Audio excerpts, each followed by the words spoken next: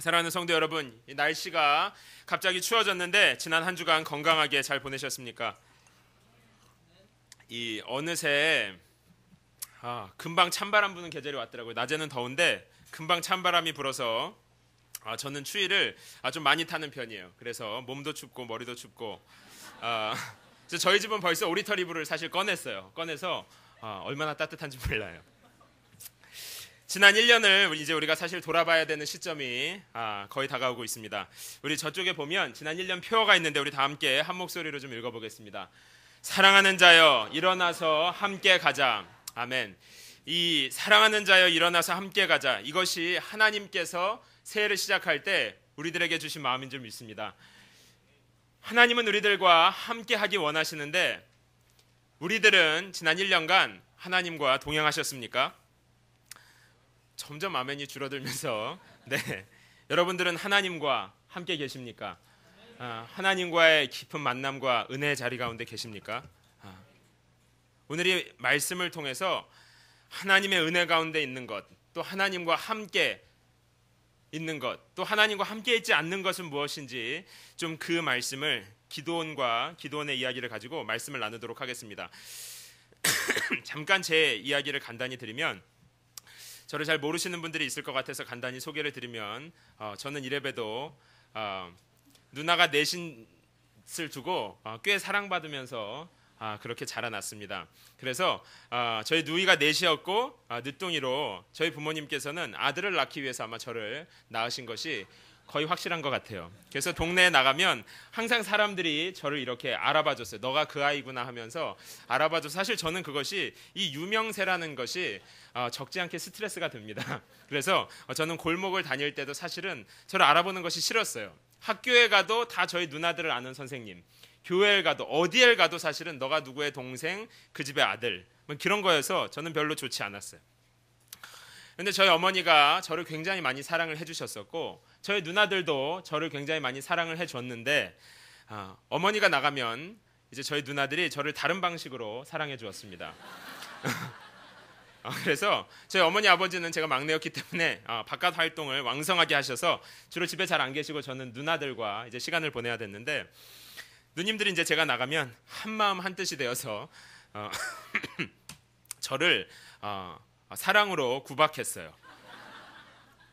그래서 누나들이 나가면 저는 이제 차렷 자세를 하고 물도 떠오고 떡볶이도 사오고 비디오도 빌려오고 온갖 심부름을 다 하는 참 이렇게 막 굴렀어요, 집에서. 그런데 누나들이 어느 날은 저를 많이 놀리는 것이 하나 있었는데, 그게 뭐냐면 저를 다리 밑에서 주워왔다고 그랬어요. 야, 우리는 다 여잔데 너만 남자잖아. 너 우리랑 다르게 생겼잖아. 이러면 제 유치원 때 이러면서 아니야, 우리 엄마가 맞아. 이렇게 저는 했는데 누나들이 넷이서 저를 애워싸고 막 돌아가면서 우리 어머니가 함께 계실 때와 어머니가 안 계실 때 이제 저에게 들려오는 소리들이 달라요. 그래서 어머니가 함께 계시지 않을 때 저는 무방비 상태로 저의 마음은 누나들의 소리로 왱왱왱왱 가득합니다. 저희 집은 서울을 이렇게 세모라고 봤을 때 삼각형 꼭지점 끝에 있는 잠실 옆에 위치한 암사동이라고 하는 좋은 작은 동네였었어요. 그러면 저희 누나들이 암사동 옆엔 천호동이 있고 천호대교라는 것이 있었어요. 상명아, 내가 버스 타고 오다 보니까 천호대교 옆에 너희 엄마 있더라.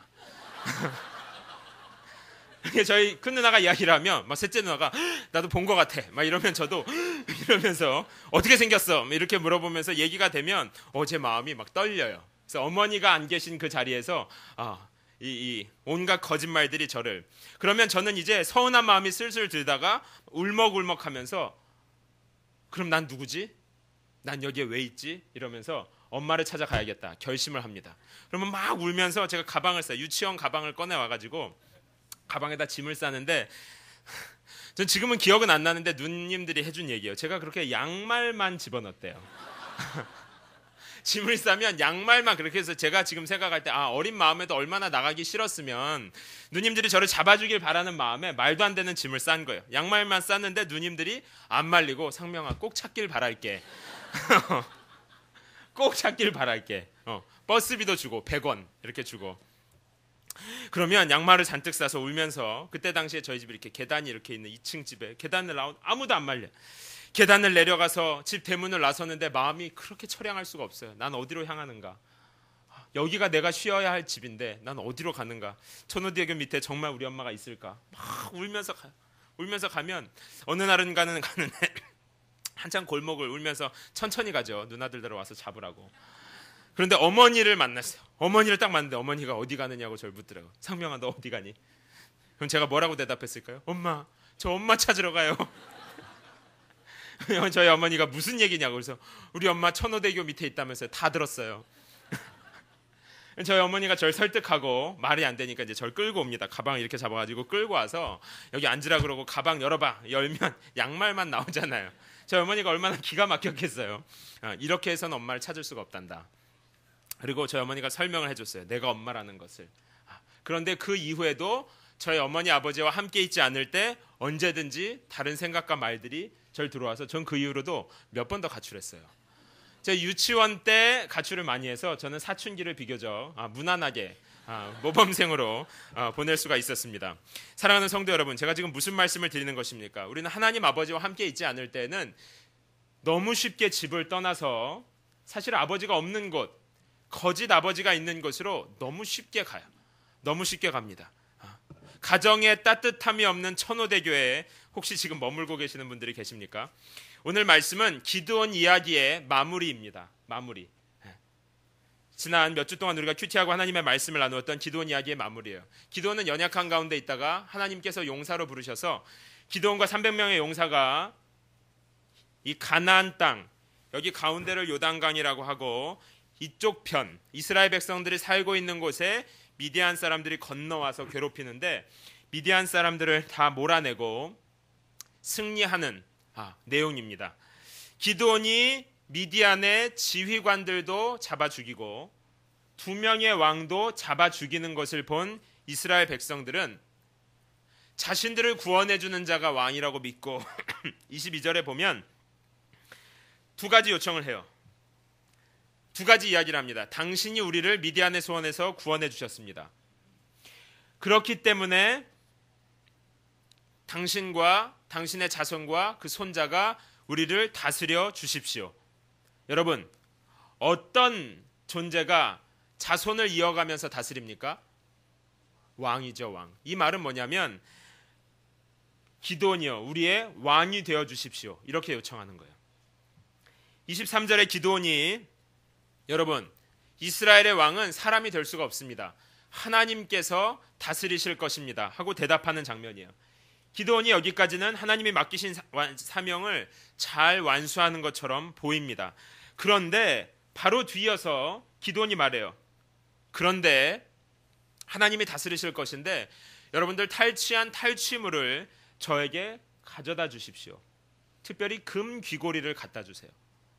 그래서 금 귀고리를 여기에 보면 1,700세개를 모았다고 되어 있는데 이게 오늘날로 환산하면 20kg. 그러니까 여러분 한국 가실 때 여행 가방에 가득 차는 만큼 뭘 담은 거예요? 금 귀고리를 모은 거예요.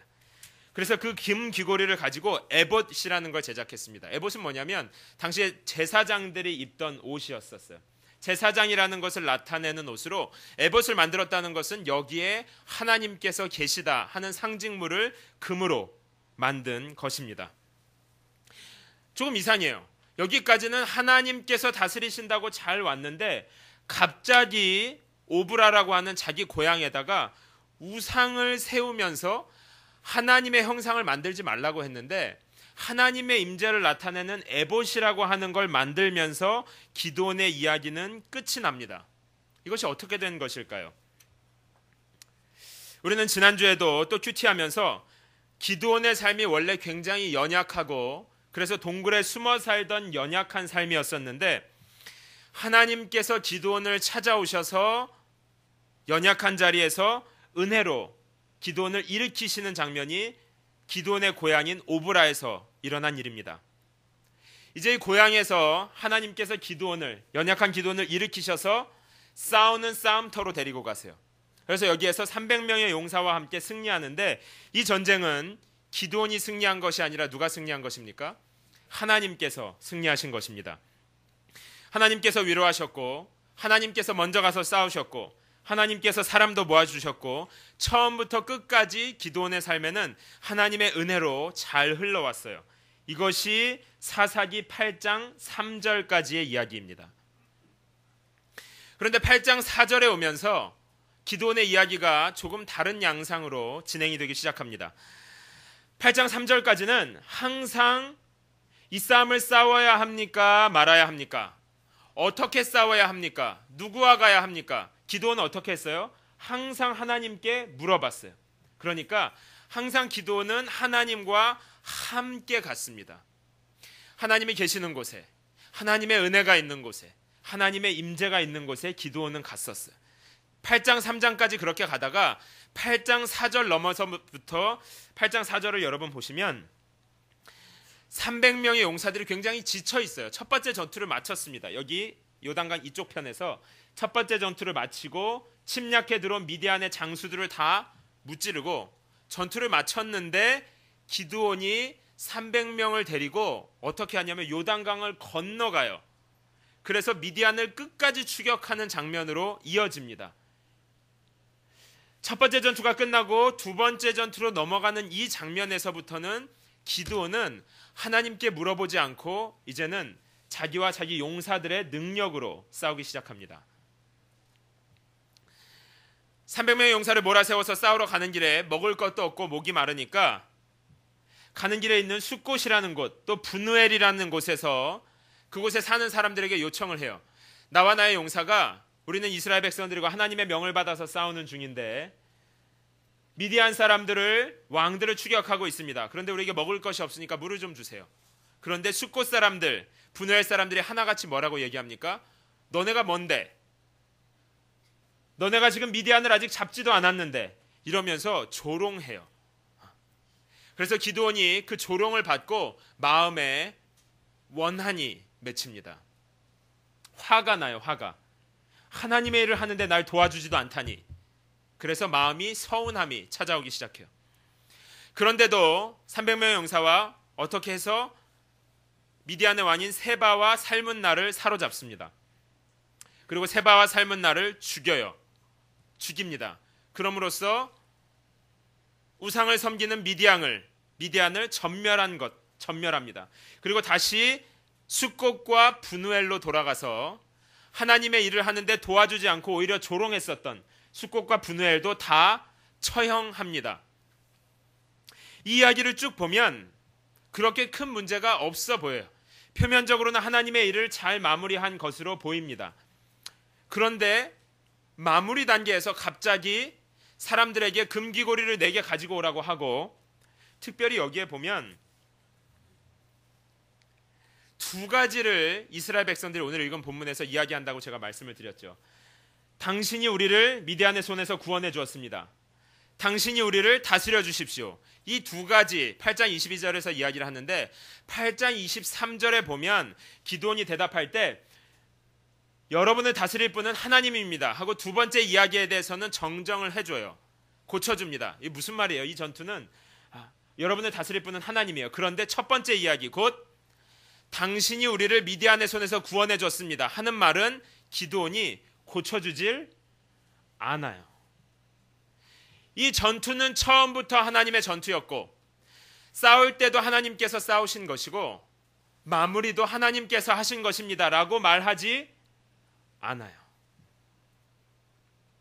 하나님께서는 7장에 보면 기드온과 용사들을 부르실 때 이 싸움은 내가 싸우는 싸움이다. 그래서 내가 너와 함께 하기 때문에 너는 어디에 가든지 나로 인하여 승리하게 될 것이다. 그리고 모든 사람들이 이 싸움은 내가 싸운 싸움인 것을 알게 하겠다. 하나님 그렇게 말씀하시거든요. 7장에서. 그렇기 때문에 병사가 많았는데도 어떻게 합니까? 300명으로 줄이는 거예요. 창과 칼이 있었는데도 창과 칼 대신 뭘 들고 가게 하죠? 항아리와 횃불을 들고 가게 합니다. 그러면서 하나님 뭐라고 말해요? 이를 통해서 모든 민족이 이 싸움은 너희가 싸운 것이 아니라 내가 싸운 것이라는 것, 내가 너희의 여호와 하나님이라는 것을 알게 하리라. 내가 너희와 함께 한다는 것을 알게 하리라. 하나님 이렇게 말씀해 주셨고 기드온도 그 약속을 믿고 싸웠거든요. 첫 번째 싸움까지는 그렇게 싸웠어요. 그런데 요단강 건너서부터는 어떻게 싸웠어요? 이제 기드온이 강해졌잖아요. 이제 하나님의 감동이 없어도 이 기세로 몰아세우면 이미 세바와 살문나 왕은 도망가고 있는 시점이었기 때문에 이 기세로 몰아세우면 되는 거예요. 그죠? 이미 이스라엘의 명성이 높아졌어요. 이대로 쭉 가면 하나님의 도우심이 없어도 되는 겁니다. 이때부터는 자기 열심으로, 자기 감정으로, 자기 경험으로 기드온은 싸우기 시작합니다. 실제로 8장 15절에서 기드온이 숫곳과 분우엘에 있는 사람들을 처형할 때 뭐라고 이야기하냐면 너희가 하나님의 일에 협조하지 않았습니다 하고 싸우면, 처형하면 하나님의 뜻을 받들어서 하는 것이 될 텐데 뭐라고 말하냐면 15절에서 너희가 전에 나를 기롱하여, 이렇게 말합니다. 너네들 저번에 나 안 도와줬지? 처형하겠다는 거예요. 미디안의 왕 세바와 살문나를 잡은 다음에도 8장 19절에서 이렇게 이야기합니다. 너희들 우상을 섬기며 하나님 목전에 악하였으므로, 이렇게 말하지 않고 너희가 죽인 사람들이 누구야? 내 어미를 닮은 내 형제, 내 어머니 아들들을 죽였지. 복수야. 그러면서 죽이는 거예요. 그리고 나서 사람들이 기드온 당신이 우리를 구원해 줬습니다 하는데 기드온이 이것을 조용히 그냥 넘어갑니다. 더 나아가서 기념하는 에봇을 자기 집 고향에다 만들어 둬요. 뿐만 아니라 뒤에 가면 처첩을 70명을 둡니다. 처첩을 70명씩이나 두는 건 누가 하는 행동입니까? 왕들이 하는 행동이에요. 아들 중에, 첩이 낳은 아들 중에 한 명의 이름이 아비멜렉이거든요.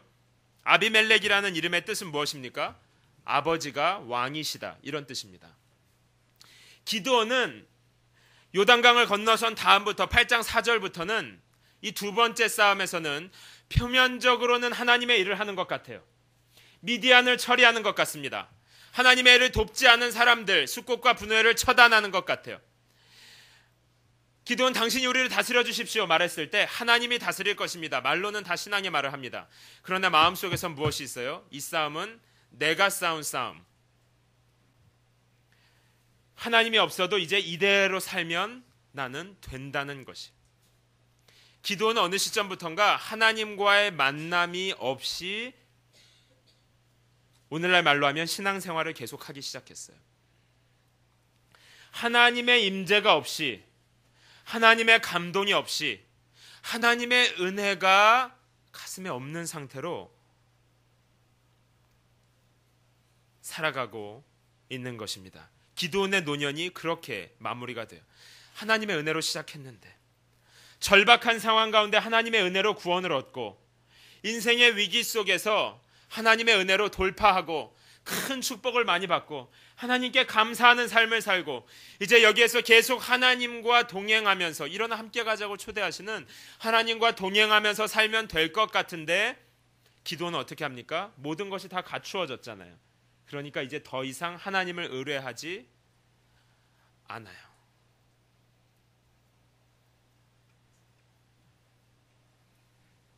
사랑하는 성도 여러분, 혹시 여러분들도 인생의 끝에서 하나님께서 우리를 은혜로 건져주시고 또 삶의 어려운 고비마다 하나님께서 우리를 붙들어 주셔서 함께 하시는 하나님이 너무 좋구나 하는 것을 아는데 어느 순간부터 요단강을 훌쩍 건너서 하나님의 임재가 없고 하나님의 감동이 없고 하나님의 말씀을 들어도 감사가 없는 상태로, 그러나 표면적으로는 왜 이제는 신앙생활을 어느 정도 했으니까 그냥 무난하게 신앙생활을 또 많은 일들을 가정에서 교회에서 해나가고 있지는 않습니까? 혹시 여러분들의 삶이 기드온과 같이 하나님의 은혜 가운데 절정을 보냈다가 지금은 기드온의 노년과 같이 하나님에 대한 감사가 없고 그냥 살아오던 대로 여기 하나님의 임재가 있겠거니 에봇을 바라보면서 과거를 회상하면서 그렇게 살아가고 계시지는 않습니까? 실상 이것이 기드온의 한계일 뿐 아니라 사사기에서 반복되는 이스라엘 백성들의 한계, 곧 우리들의 한계입니다. 하나님을 떠나서 하나님과 함께하지 못하고 헐벗어서 천호대교로 가는 인생들에게, 또 스스로 에봇을 세우는 인생들에게 하나님이 보는 모습, 이 헐벗은 모습, 하나님이 없는 영혼들의 이미지는 사슴이 시냇물을 찾기에 갈급하다는 겁니다. 사랑하는 성도 여러분, 저는 하루에 물을 굉장히 많이 마시는데 이렇게 제가 물을 마시는 것과 목마른 것, 사람이 목마른 것과 사슴이 목마른 것은 비교할 수가 없어요. 여러분 물 안 마시고 어느 정도 참으실 수 있으십니까? 저는 해보진 않았는데 그래도 하루 정도는 참을 수 있지 않을까. 하루가 지나면 손이 막 떨릴 것 같아요. 그런데 사슴은 목이 마르다고 느꼈을 때 물을 마시지 않으면 이미 위험한 상태입니다. 사슴은 목이 마르다고 느꼈을 때는 물을 아기들과 같이 물을 마셔야 돼요. 물을 마셔야 돼요. 사슴이 시냇물을 찾기에 갈급하다는 건요, 하나님 내가 목마릅니다 이 정도가 아니라 내가 지금 죽게 생겼는데요, 내가 지금 죽었는데요, 죽음 앞에 있는데요, 그 정도의 위기예요.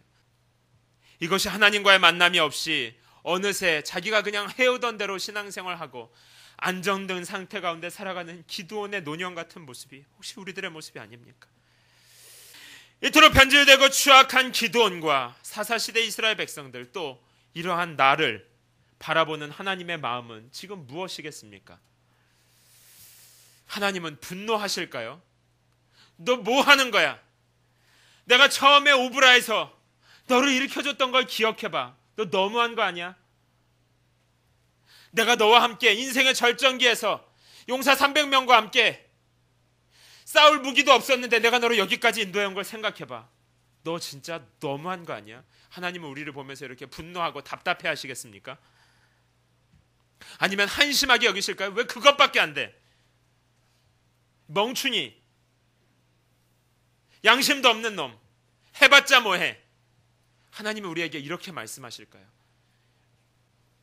우리의 육신의 아버지는, 혹은 우리의 선생님들은, 육신의 지도자들은 혹시 이렇게 말했을지도 모르겠어요. 그러나 하나님 아버지는 다릅니다. 아까 마태복음 9장 36절을 보면 목자 없는 양을 향한 아버지 하나님의 마음은요, 민망히 여긴다 그랬어요. 여러분, 민망히 여긴다는 건 뭐냐면 도움을 받을 상황이 없는 어린 아기들을 보면서 그 아기가 아픈데 이 아기를 낫게 하기 위해서, 그런데 도와주고 싶은데, 손을 잡고 싶은데 손을 잡을 수 없을 때 얼마나 안타깝겠어요. 여러분, 내 자녀가 강물에 떠내려가는데 손만 뻗으면 내가 살릴 수 있는데 아무리 해도 손을 닿을 수 없을 때 얼마나 안타깝고 그 자녀를 보는 내 마음이 무너지겠어요. 지금 이 민망히 여긴다는 게 그 정도의 마음이에요. 하나님의 사랑의 마음이 불일 듯 한다는 거예요. 이 멍충아. 그런데 분노가 아니라 하나님의 안타까운 마음이 지금 불일 듯 한다는 겁니다. 이 메말라서 악할 대로 추악한 우리들의 마음을 보면서 하나님이 무엇이 아쉬워서 우리의 손을 잡기 위해서 민망히 여기고 계시겠습니까? 누가복음 15장 20절도 마찬가지예요. 집 나간 아들이 이제 돌아와요. 못난 모습으로 돌아오는데 이 아버지가 어떻게 합니까? 저 먼 발치에서부터 맨발로 달려나갔다. 막 달려나가는 거예요. 여러분 생각해 보세요. 집안에서 가만히 있는 아버지가 저 먼 발치에서 오는 아들을 어떻게 알고 달려나가겠어요? 이건 어떨 때 가능한 거냐면 집 앞에서 단 한순간도 잃어버리지 않고 이 아들을 만나기를 원하는 마음일 때 가능한 거예요. 그래서 이 아버지가 성문 위에 서 있던지 아니면 종을 시켜서 성문 위에 서 있던지 어떻게든 내 아들이 오나 좀 찾아봐. 내 아들이 이대로 죽으면 안 되잖아. 여러분, 그대로 죽으면 안 되잖아요. 아버지 하나님은요, 한시도 잊지 않아요. 그래서 늘 기다리고 계시는 거예요. 저 멀리서 달려오는 거예요. 아버지 하나님의 책망은요, 답답해 여기는 마음, 한시는 마음, 여기는 마음 너머에는 그 분노는 들끓는 사랑이에요. 내 자녀의 손을 잡고 싶은 그 사랑입니다. 사랑하는 성도 여러분, 저는 한 번은 제가 아주 가깝게 지내는 너무 사랑하는 친구가 있어요. 목사 친구인데 그 친구가 굉장히 한 번은 고통을 너무 오랜 몇 년 전에 고통을 당하고, 이 고통은 우리가 같이 기도해보고 상의해봐도 우리가 어떤 지혜를 해도 이겨낼 수 있는 그런 종류의 고통이 아니라 이건 그냥 시간이 지나면서 하나님 앞에 우리가 감당해야 되는, 교회의 목사로서 감당해야 되는 고통이구나 하고 결론을 내렸어요. 그런데도 만날 때마다 너무 괴로워해요. 너무 괴로워하는데 제 마음이 도와주고 싶으니까 어떤 마음이 드냐면, 차라리 내가 고통을 당하면 차라리 내가 죽더라도 저 친구의 문제가 해결될 수 있으면 그럼 저 친구가 훨씬 더 훌륭한 복음 전하는 사명을 잘 감당할 수 있을 텐데 굉장히 훌륭한 친구이기 때문에 차라리 내 몫까지 저 친구가 다 하면 훨씬 좋지 않을까? 부족한 제가 저 친구를 살릴 수만 있다면 혹은 내 아이를 내 가족을 살릴 수만 있다면 무엇이든 할 텐데 이런 마음이 우리들 가운데 들 때가 있습니다. 하나님의 마음이 이와 같다는 거예요. 하나님의 마음. 부패한 우리들을 위해서 하나님께서는 내가 죽어서라도 널 살릴 수만 있다면 내가 그거라도 할 텐데. 그런데 여기서 더 놀라운 것은요. 로마서 5장 7절은 이야기합니다. 의인을 위하여 죽는 자가 쉽지 않고 선인을 위하여 용감히 죽는 자가 혹 있거니와. 사랑하는 친구를 위해서는 죽을 수 있어요. 훌륭한 일을 한 사람을 위해서는 그 친구가 더 훌륭한 일을 할 것이기 때문에 어떤 대가를 지불해도 아깝지 않습니다. 그런데 하나님께서는 지금 회복시켜 주어도 또 실패하고 끝끝내 하나님을 배신할 나 같은 사람을 위해서 지금 엄청난 대가를 지불하고 계신 것입니다. 기드온과 이스라엘 백성들이 왕이 없어서 우리에게 왕을 주십시오 하고 요청할 때 사람의 왕으로는 부족해서 하나님께서 진짜 왕을 내려보내 주신 것이에요. 그게 누굽니까? 유대인의 왕, 평강의 왕, 승리의 왕 예수 그리스도를 우리들에게 보내주신 것입니다. 그래서 이 부패한 사사기에 나오는 이 가능성이 없는 사사기에 있는 백성과 같은 이 가능성이 없어서 반복적으로 멸망하고 반복적으로 배신하는 우리들을 건져내시기 위해서 하나님 우리를 너무 사랑하시기 때문에 세상을 이처럼 사랑하셔서 그 하나밖에 없는 아들을 주셨어요. 하나님이 얼마나 우리를 사랑하시는지 그렇게까지 해서 하나님은 우리의 손을 잡는 거예요. 그렇게까지 해서 하나님은 우리의 부패한 마음을 건져내시는 거예요. 건져냈는데 또 우리의 마음은 하루 지나면 어떻게 됩니까? 그 은혜를 잃어버리면 또 부패해요. 하루가 지나면 또 부패해요. 이렇게 부패한 마음을 도대체 뭐하러 아들을 찢어 죽이면서까지 살립니까?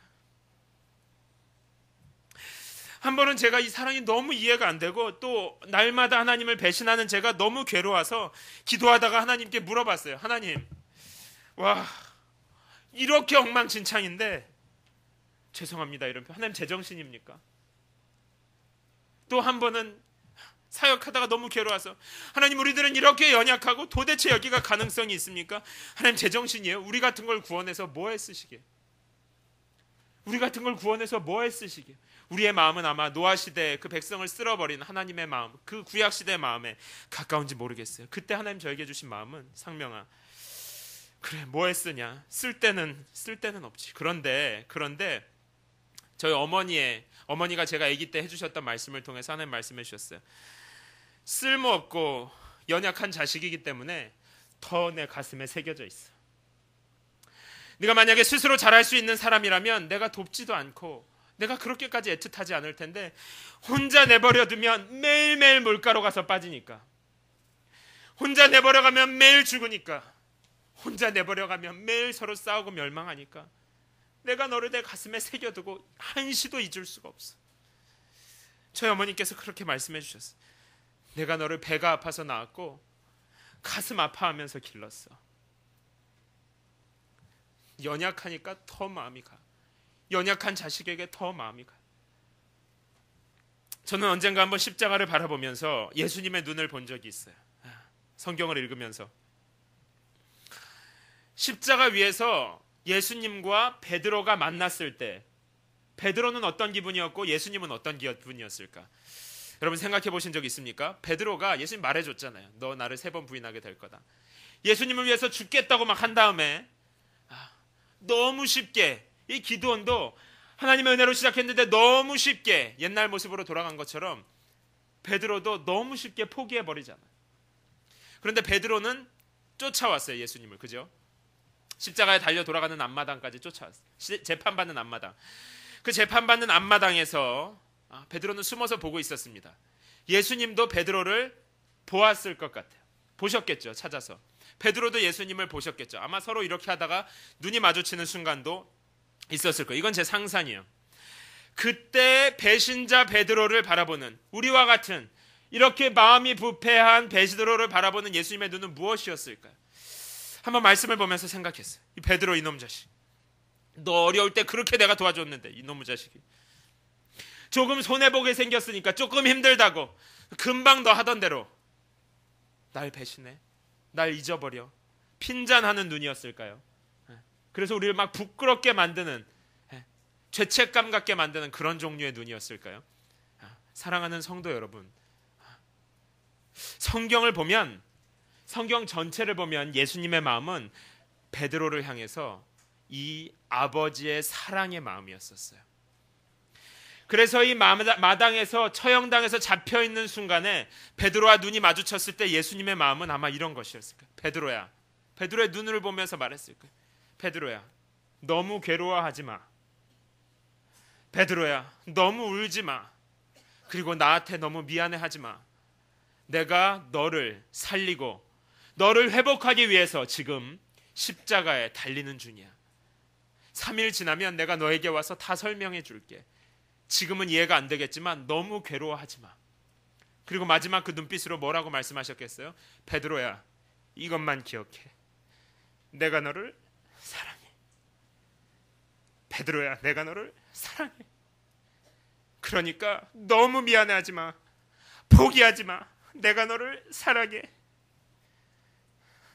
예수님께서 아마 하나님의 마음으로 처참한, 마음이 이미 찢길 대로 찢긴 곤고한 베드로의 영혼에게 예수님이 핀잔 대신 사랑해, 사랑해. 아마 눈 감는 그 순간까지 베드로를 보면서 끝까지 말씀하셔. 사랑해, 사랑해. 다시 와서 내가 너를 강하게 해줄게. 베드로야, 사랑해. 저도 수시로 하나님의 은혜가 없으면, 금세 하나님의 은혜를 잊어버리면 제 마음대로, 제 마음에 있는 숫꽃도 막 죽이고, 분우엘도 죽이고, 세바도 죽이고, 삶은 나도 죽이고, 겉으로 볼 때는 하나님의 일을 하는 것 같아요. 겉으로 볼 때는 세바와 살분나를 죽이는 것, 우상숭배하는 미디안 왕들을 죽이는 것, 하나님의 일을 하는 것 같잖아요. 겉으로 볼 때는 하나님이 너희를 다스리실 것이라고 말해요. 다 하나님의 일을 하는 것 같잖아요. 신앙생활 잘하는 것 같잖아요. 그런데 내 마음속은, 내 생각, 내 경험, 내 주장, 내가 좋아하는 사람, 내가 하고 싶은 일, 내가 싫어하는 것, 하나님과의 만남이 없는 채로 아무 의미 없이 그냥 해오던 대로 신앙생활을 이어오던 때가, 은혜가 없으면 저도 하루 만에, 한순간 만에 마음이 이렇게 돼. 그런데요, 사랑하는 성도 여러분, 베드로도 그랬겠지만 여러분도 그렇겠지만 마음이 메마르면 메마를수록 하나님이 너무 그리워요. 우리의 마음이 메마르면 메마를수록 하나님을 너무 만나고 싶어요. 우리의 영혼이 곤고하면 곤고할수록 하나님, 뻔뻔해서 기도하긴 정말 어려운데 하나님이 너무 만나고 싶어요. 사사기의 이스라엘은 반복적으로 실패하고, 기드온도 여러분 오브라에서 연약함 가운데 시작했어요. 인생의 절정, 전쟁터에 있었어요. 다시 어디로 돌아갑니까? 이제 마무리를 어디로 해요? 다시 오브라로 돌아가요. 다시 오브라로 돌아가서 처음에 사사기에서 기드온이 오브라에서 뭘 했어요? 바알 신상을 무너뜨렸잖아요. 그런데 다시 오브라로 돌아와서 뭐 하는 거예요? 다시 우상을 세우잖아요. 우리 인생이 이렇게 미련해요. 우리 인생이 이렇게 미련해요. 하나님을 만나주셨던 똑같은 예배 자리에서 치고받고, 하나님이 날 만나주셨던 똑같은 부부의 관계에서, 직장에서 여기가 내 은혜의 터전이라고 생각했었는데 거기에서 은혜를 다 잃어버리고 똑같은 오브라에서 지금 뭐 하는 거예요? 그냥 나 살던 대로 하나님 임재 없이 그냥 애버 세우고 마음이 메마르고 공고한 채로, 이스라엘도 기드온도, 혹시 우리도 다시 오브라로 돌아와서 그냥 기드온의 노년과 같은 감동도 감사도 평안도 없는 곤고한 상황 가운데 여러분 계시진 않습니까? 이러한 우리들을 향한 하나님의 마음은 사랑입니다. 로마서 5장 8절은 우리가 아직 죄인 되었을 때 그리스도께서 우리를 위하여 죽으심으로 하나님께서 우리에 대한 자기의 사랑을 확증하셨느니라. 이 죄인들을 향해서 예수님께서 죽으셨고 하나님의 사랑이 여기에서 불타오르고 있다고 말씀하고 있습니다. 사랑하는 성도 여러분, 우리는 실패해도 은혜는 실패하지 않습니다. 우리는 하나님 앞을 떠나가도 하나님은 한 번도 우리 앞을 떠나가지 않으십니다. 은혜가 승리할 것입니다. 예수님의 십자가가, 그 은혜가 우리를 용서하고 그 은혜가 우리를 다시 하나님 앞으로 데려가는 가을이 되기를 예수님의 이름으로 기도합니다. 그럴 때 우리는 찬양할 수 있을 거예요. 여러 해 동안 주 떠나 세상 연락을 즐기고 저 흉악한 죄에 빠져서 그 은혜를 잊었네. 오 사랑의 예수님, 내 맘을 곧 엽니다. 곧 들어와 나와 동거하며 내 생명이 되소서. 아멘. 사랑하는 성도 여러분, 한 해를 마무리하는 가을의 초입에 들어와 있습니다. 지난 한 해를 돌아보면서 혹시 여러분들 하나님의 은혜를 잊고 기도원과 같이 자기 감정대로, 경험대로 그냥 이대로 무난하게 살아오고 있었다면, 그래서 마음이 부패한 대로 영혼이 지금 공고한 가운데 있었다면, 지금 이 시간 늘 그 자리에 계시는 하나님의 은혜를 바라보고 계시고 예수님을 다시 내 마음의 주인으로 모셔드리길 바랍니다. 하나님, 내 마음이 죽어 있어요. 내 마음이 이제 보니까 정말 곤고하네요. 하나님의 이름으로 전쟁에서도 승리했고 하나님의 이름으로 여기 이 자리까지 왔는데 지금 내 마음은 하나님과의 만남이 없이, 감사가 없이 껍데기뿐인 신앙생활만 남아서 지금은 그냥 다 포기하고 싶을 정도로, 그냥 지나갔으면 좋겠다고 생각할 정도로 지쳐버린 가을을 맞이하는 분들이 계십니까? 이 시간 나보다 더 나를 아파하시고 내가 연약하기 때문에 끝까지 사랑하시는 아버지 하나님의 마음으로 여러분들을 축복합니다. 여러분들 힘을 내시고 은혜는 실패하지 않는다는 것을 기억하시기 바랍니다. 이 시간 하나님과 만나면 그 은혜가 회복됩니다. 하나님과의 만남이 풍성한 가을 보내시기 바랍니다. 이 시간 우리 함께 오늘 말씀을 붙들고